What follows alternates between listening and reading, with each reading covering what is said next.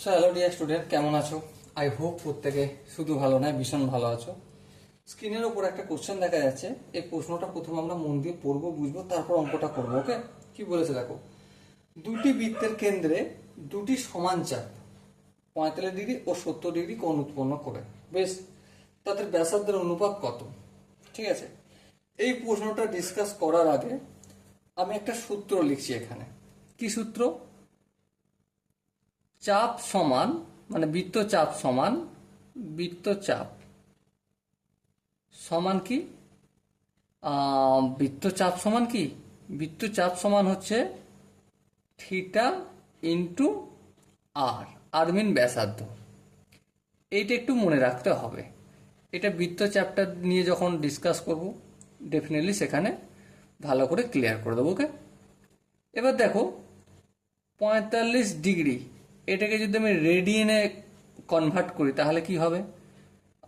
Radian মানে 45 মানে কি? 45 মানে 180 ডিগ্রি বাই 4। আর 180 মানে কি? পাই, পাই বাই 4। বেশ, তাহলে একটার কাজ মিটলো। আর একটা কি? 70 ডিগ্রি, তাই তো? 180 ডিগ্রি সমান পাই, 1 ডিগ্রি সমান পাই বাই 180। আর 70 ডিগ্রি সমান কত হবে? Pi into 70/180। এই শূন্য এই শূন্য কাটলো, তাহলে কি দাঁড়ালো? 7π/18। এইটা একটা। প্রথমে প্রথম বৃত্ত, দুটো বৃত্তের চাপই আমি এস ধরছি। তাহলে প্রথম ক্ষেত্রে এস সমান কি? এস সমান ব্যাসার্ধ। ব্যাসার্ধ মানে R1 ধরছি ছোটটার, ইন্টু বৃত্তের চাপ π/4। আচ্ছা, এটা S1, S2। আচ্ছা, S1 S2 তো একই ব্যাপার, একই। S ইকুয়াল টু কি হবে? R2। R2 ইন্টু কি হবে? বৃত্তের থিটা। থিটার মান কত এখানে? 7π/18। এবার দুটো চাপই যেহেতু সমান, তাহলে আমি কি বলতে পারি?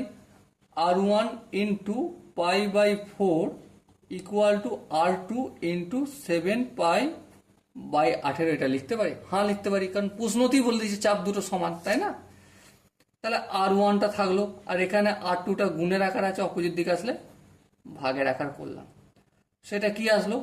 7π/18। হ্যাঁ, আর এটা সমান অপোজিট দিকে গেলে কি হয়ে যাবে? 4/পাই। এই পাই এই পাই কাটবে। হ্যাঁ, 2 দুগুণে 4 আর 9 দুগুণে 18। সো কি পেলাম?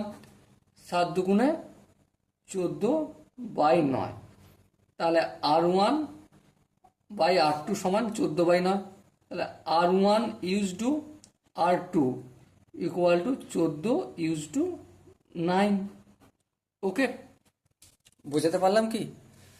আই হোপ তোমরা অঙ্কটার প্রতিটা স্টেপ বুঝতে পেরেছো। যদি কোনো জায়গায় ডাউট থাকে, কনফিউজ থাকে যে দাদা এই জায়গাটা কি করে করলে, আর একবার একটু ডিটেলসে বোঝানোর দরকার আছে, তার জন্য কি করতে হবে? কমেন্টে জানাতে হবে। ওকে, সো ডিয়ার স্টুডেন্ট, দেখা হচ্ছে পরবর্তী সেশনে। ততক্ষণ পর্যন্ত ভালো থেকো, সুস্থ থেকো এবং জয় হিন্দ।